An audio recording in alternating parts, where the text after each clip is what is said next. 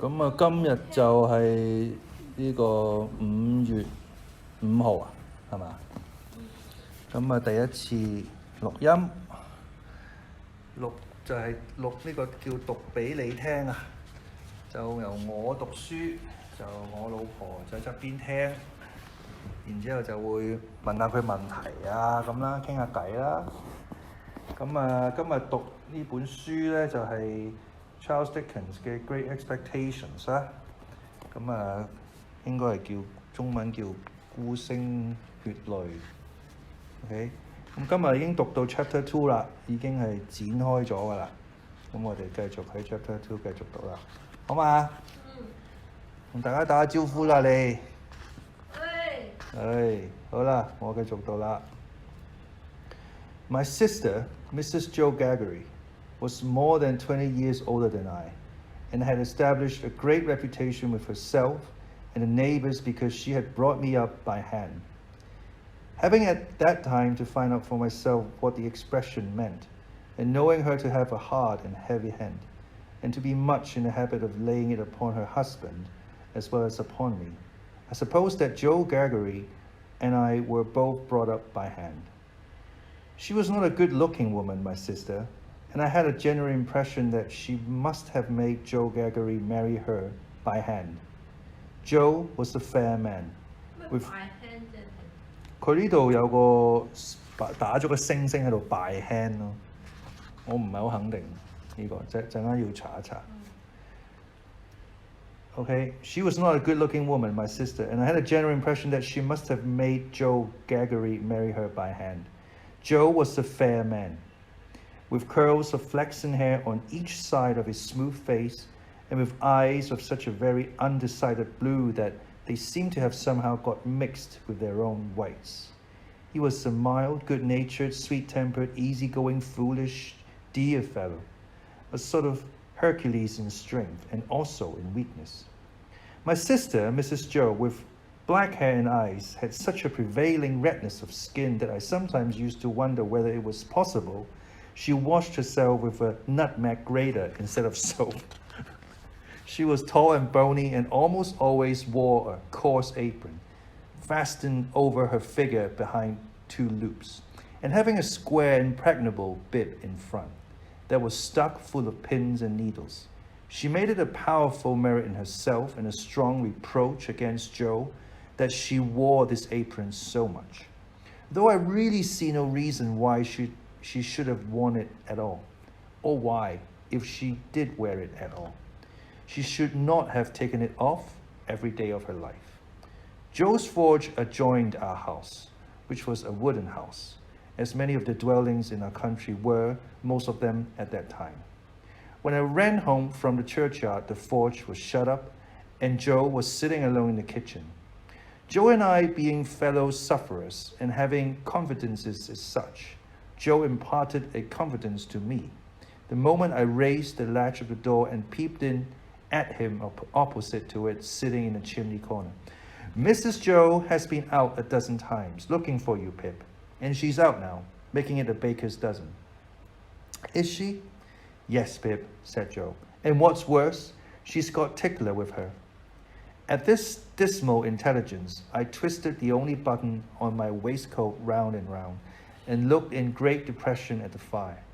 Tickler was a wax-ended piece of cane, worn smooth by collision with my tickled frame. She sat down, said Joe, and she got up, and she made a grab at Tickler, and she rampaged out. That's what she did, said Joe, slowly clearing the fire between the lower bars with the poker and looking at it. She rampaged out, Pip. Has she been gone long, Joe? I always treated him as a larger species of child, and as no more than my equal. Well, said Joe, glancing up at the Dutch clock, she's been on the rampage this last spell about 5 minutes, Pip. She's a-coming. Get behind the door, old chap, and have the jack towel betwixt you.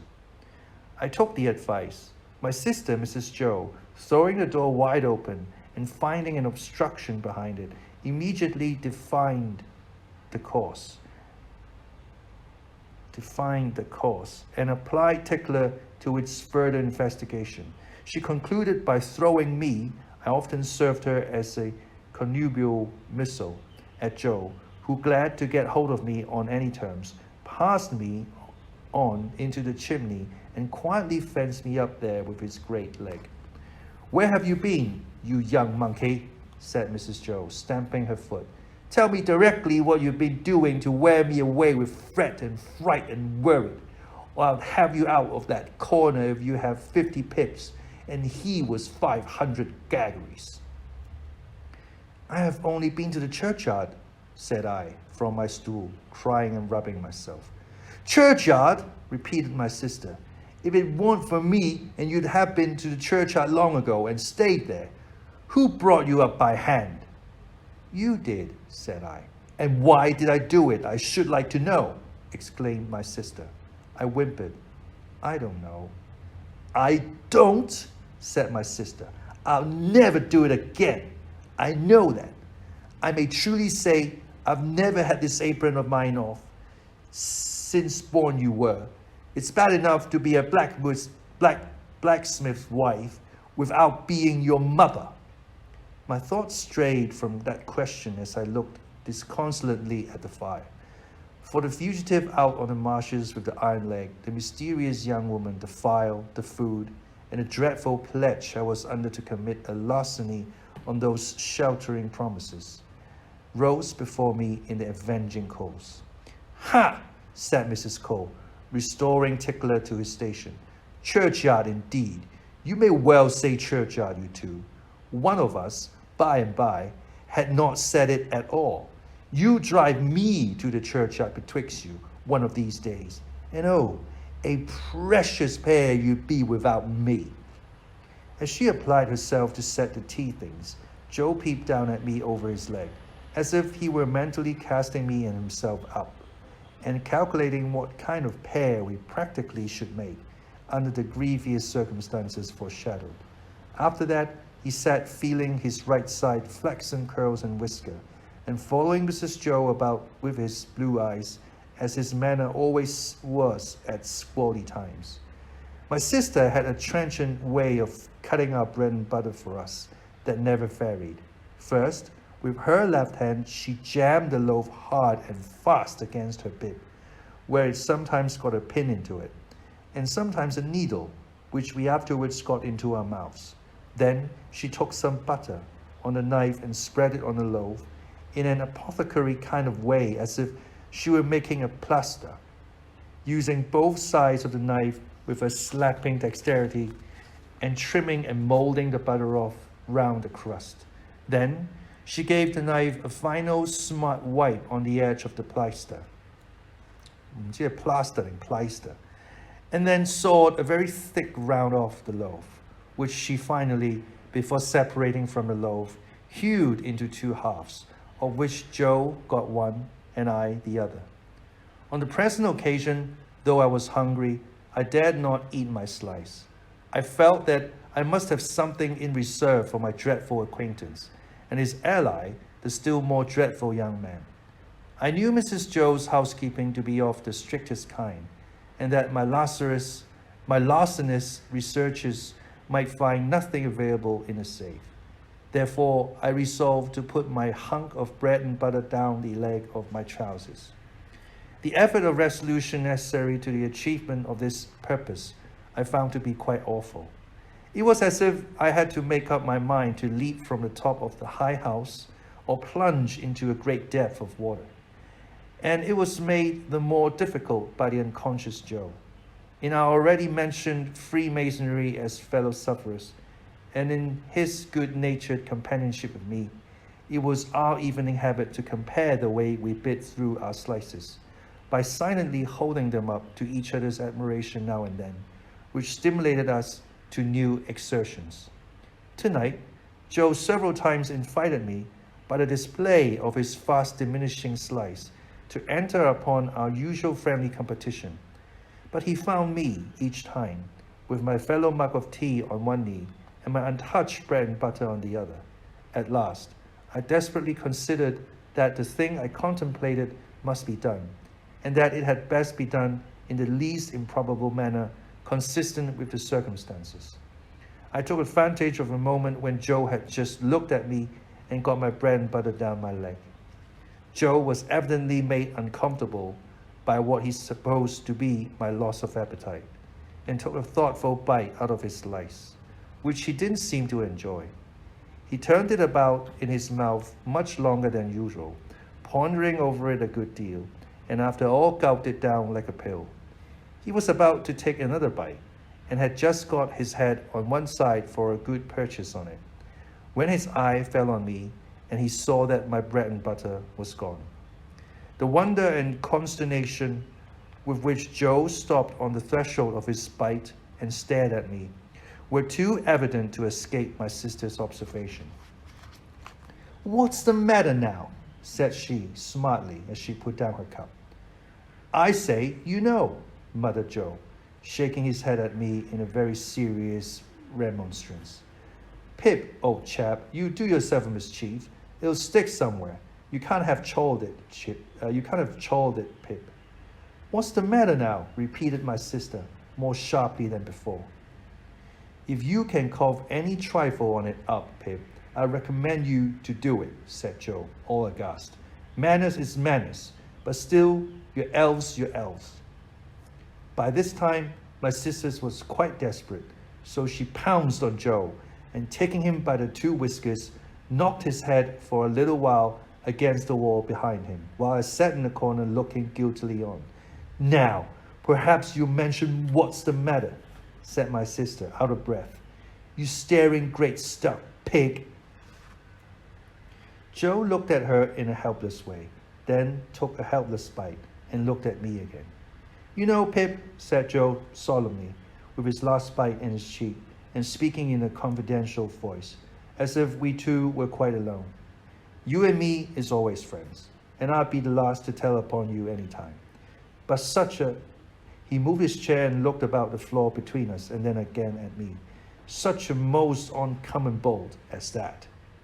"Been bolting his food, has he?" cried my sister. "You know, old chap," said Joe, looking at me and not at Mrs. Joe with his bite still in his cheek. "I bolted, myself, when I was your age, frequent. And as a boy, I've been among a many bolters. But I never see you bolting equal yet, Pip, and it's a mercy you ain't bolted dead." My sister made a dive at me and fished me up by the hair, saying nothing more than the awful words, "You come along and be dosed." Some medical beast had revived tar water in those days as a fine medicine, and Mrs. Joe always kept a supply of it in the cupboard, having a belief in its virtuous correspondent to its nastiness. At the best of times, so much of this elixir was administered to me as a choice restorative that I was conscious of going about, smelling like a new fence. On this particular evening, the urgency of my case demanded a pint of this mixture, which was poured down my throat for my greater comfort, while Mrs. Joe held my head under her arm as a boot would be held in a boot jack. Joe got off with half a pint, but was made to swallow that because he had a turn. Judging from myself, I should say he certainly had a turn afterwards, if he had had none before. Conscience was a dreadful thing when it accuses man or boy, but when, in the case of a boy, that secret burden cooperates with another secret burden down the leg of his trousers, it is a great punishment. The guilty knowledge that I was going to rob Mrs. Joe, I never thought I was going to rob Joe, for I never thought of any of the housekeeping property as his, united to the necessity of always keeping one hand on my bread and butter as I sat, or when I was ordered about the kitchen on any small errand, almost drove me out of my mind. Then, as the marsh winds made the fire glow and flare, I thought I heard the voice outside of the man with the iron on his leg who had sworn me to secrecy, declaring that he couldn't and wouldn't starve until tomorrow, but must be fed now. At other times, I thought, what if the young man who was with so much difficulty restrained from imbuing his hands in me should yield to a constitutional impatience, or should mistake the time, and should think himself accredited to my heart and liver tonight, instead of tomorrow. If ever anybody's hair stood on end with terror, mine must have done so then. But perhaps nobody's ever did. It was Christmas Eve, and I had to stir the pudding for the next day with a copper stick from 7 to 8 by the Dutch clock. I tried it with the load upon my leg and found the tendency of exercise to bring the bread and butter out of my ankle quite unmanageable. Happily, I slipped away and deposited the part of my conscience in my garret bedroom. "Hark," said I, when I had done my stirring, and was taking a final warm in the chimney corner before being sent up to bed. "Was that great guns, Joe?" "Ah," said Joe, "that's another convict off." "What does that mean, Joe?" said I. Mrs. Joe, who always took explanation upon herself, said snappishly, "Escaped, escaped," administering the definition like tar water. While Mrs. Joe sat with her head bending over her needlework, I put my mouth into the forms of saying to Joe, "What's a convict?" Joe put his mouth into the forms of returning such a highly elaborate answer that I could make out nothing of it but the single word, "Pip." "There was a convict off last night," said Joe aloud, "after sunset gun, and they fired warning of him. And now it appears they're firing warning of another." "Who's firing?" said I. "Drat that boy," interposed my sister, frowning at me over her work. "What a questioner he is. Ask no questions, and you'll be told no lies." It was not very polite to herself, I thought, to imply that I should be told lies by her, even if I did ask questions. But she never was polite. Nevertheless, there was company. At this point, Joe greatly augmented my curiosity by taking the utmost pains to open his mouth very wide, and to put it into the form of a word that looked to me like sulks. Therefore, I naturally pointed to Mrs. Joe, and put my mouth into the form of saying, "Her," but Joe wouldn't hear of that at all, and again opened his mouth very wide and shook the form of the most emphatic word out of it. But I could make nothing of the word. "Mrs. Joe," said I, as a last resource, "I should like to know, if you wouldn't much mind, where the firing comes from." "Lord bless the boy," exclaimed my sister, as if she didn't quite mean that, but rather the contrary. "From the house." "Oh," said I, looking at Joe. "House." Joe gave a reproachful cough, as much as to say, "Well, I told you so." "And please, what's house?" said I. "That's the way with this boy," exclaimed my sister, pointing me out with her needle and thread and shaking her head at me. "Answer him one question, and he'll ask you a dozen directly. Hulks are prison ships, right across the meshes. We always use the name for marshes in our country." "I wonder who's put into prison ships, and why they're put there," said I, in a general way, and with quiet desperation. It was too much for Mrs. Joe, who immediately rose. "I tell you what, young fellow," she said, "I didn't bring you up by hand to badger people's lives out.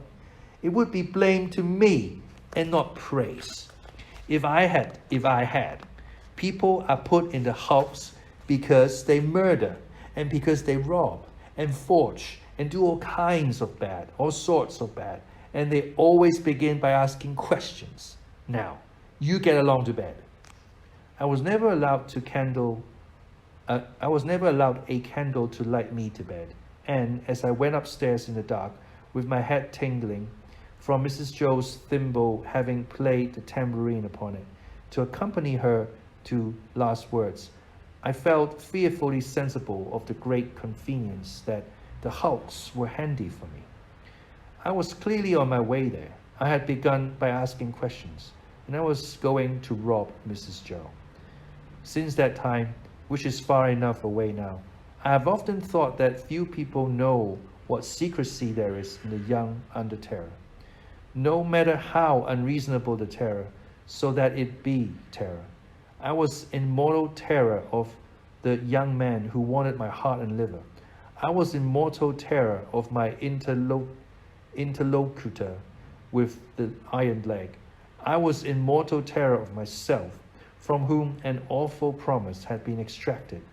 I had no hope of deliverance through my all-powerful sister, who repulsed me at every turn. I am afraid to think of what I might have done on requirement in the secrecy of my terror. If I slept at all that night, it was only to imagine myself drifting down the river on a strong spring tide to the house, a ghostly pirate calling out to me through a speaking trumpet as I passed the gibbet station, that I had better come ashore and be hanged there at once and not put it off. I was afraid to sleep, even if I had been inclined, for I knew that at the first faint dawn of morning I must rob the pantry. There was no doing it in the night, for there was no getting a light by easy friction then.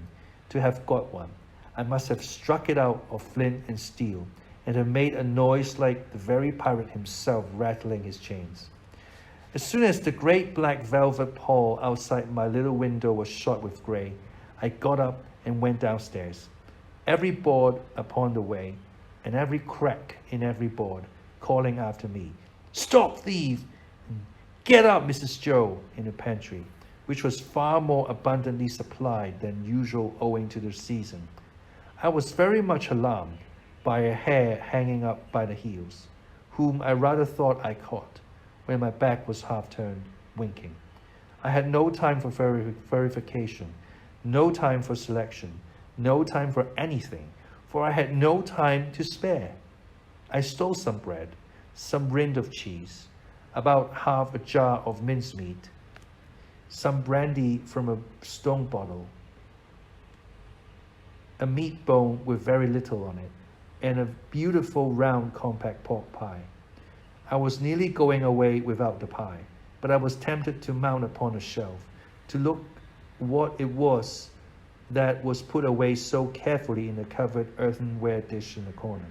And I found it was the pie, and I took it, in the hope that it was not intended for early use, and would not be missed for some time. There was a door in the kitchen communicating with the forge. I unlocked and unbolted that door, and I got a file from among Joe's tools. Then I put the fastenings as I had found them, opened the door at which I had entered when I ran home last night, shut it, and ran for the misty marshes. 讀完係咯，偷去廚房嗰啲嘢咯。係啊，個男人要 file and nettle 啊嘛，即係 nettle confirm 咗啦，而家係食物啦。file 就真係嗰個 tool 啦，個 tool 就偷去姐夫嗰啲咯。同埋呢個 chapter 就其實就話俾你聽佢哋屋企人嘅關係咯。佢屋企剩翻咩人啊？就係佢家姐啫嘛。咁當然仲有佢姐夫啦。佢姐夫係點啊？咪話咗係個樣係靚仔咯 ，fair 咯，即係好樣咯。即係啲鬚啊啲，即係都係即係好 neat 啊，個性格又好啊 ，sweet tempered 啊，亦都會同阿 Pip 食飯嗰陣時候，食包嗰陣時候會玩下啲即係小遊戲咁啦，即係佢喺個內心嗰度，即係好subtle咁樣玩遊戲啊。因為實在太苦悶啊嘛。咁佢家姐係點咧？靚唔靚女啊？佢家姐唔靚啊！佢可能係因為佢自己就唔中意佢家姐啊！我唔知佢係咪一個客觀嘅評價，我諗都係嘅，即係唔靚啦，脾氣唔好啦 ，OK， 所以佢就係話，都唔知點解個家姐會嫁得到俾呢個男人嘅。我諗 by hand 嘅意思，我諗係有一種比較 forceful 啲嘅意思咯，即係一種好點講啊，好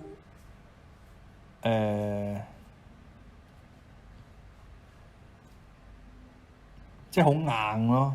因為佢話佢 raise 佢都係佢家姐湊大噶嘛，但係湊大 by hand 啊嘛，即係我諗都係好即係好嚴厲咁樣啦，即係我諗 by hand 有嗰種解釋啦。即係家姐嫁到俾佢老公，亦都係佢我諗佢係死溝佢姐夫先，先嫁得出咯，又有少有咁樣嘅意思咯。咁啊家姐又係 raise Pip by hand， 即係好嚴，又係好嚴謹，好 forceful 咁湊佢。咁但係頭先你睇到阿 Pip 問佢家姐問題，即係關於咩係 Hulk 啊，咩係 convict 啊呢啲咁樣嘅嘢，佢家姐都唔係好有耐性。雖然最尾都有答佢，但係其實佢又唔係好想答佢，即係覺得你咩都唔識啊，唔好問咁多問題啊，冇咁多嘢講啊咁咯。所以即係個姐姐對於個細佬嘅教育又似乎又唔係十分好咯。咁但係都起碼有答到佢啦嚇。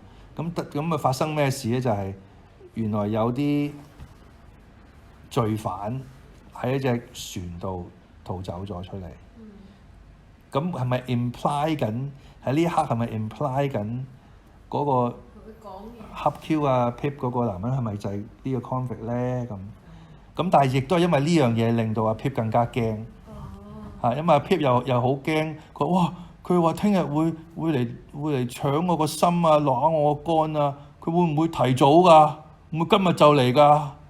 明白？所以佢就好愚蠢地都係決定快啲偷嗰啲嘢食先咁咯。咁佢就睺準時機就去偷嘢，就去廚房偷嘢食啦。都偷咗幾多？個傻仔好驚喎，因為佢偷好多都幾多嘢食喎。偷埋個批。係咯，偷批連個批都偷埋喎，係咯。佢話個 apron 做咩？佢話即係佢意思即係話我平時就唔會除咗 apron， 我諗佢意思即係我平時就唔會連嘢都唔做，就出去揾你，你出去做乜 Q？ 明唔明？意思即係我喺度做緊嘢，好忙㗎。你唔好喺度周圍走，喺度阻住我做嘢啦，咁咯。咁然之後家姐就好唔高興，佢走去個 church yard 嗰度睇墳墓，因為佢家姐覺得佢嘅 Pip 嘅父母就係佢自己，係咪？即係你去睇個墓，咪即係代表你好掛住爸爸媽媽咯，係咪？但係而家係我係你爸爸媽媽嘛。而家係我湊大你啊嘛，即係佢有啲咁樣嘅意味喺度。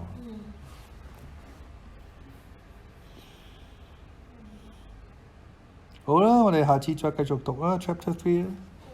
OK，下次再講，拜拜。